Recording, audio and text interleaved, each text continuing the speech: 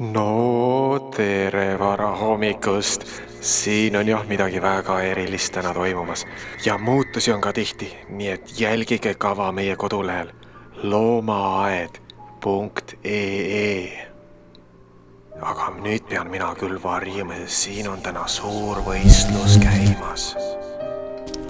Kaeva sealt veidi sügavalt. Kus kohast? Sealt lehtede alt. Mis toimub? Magavad, lesivad niisama. Kaevavad.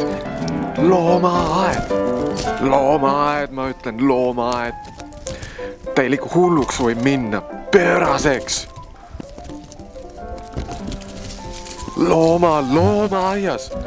Loomaaias toimub mehe kandmine.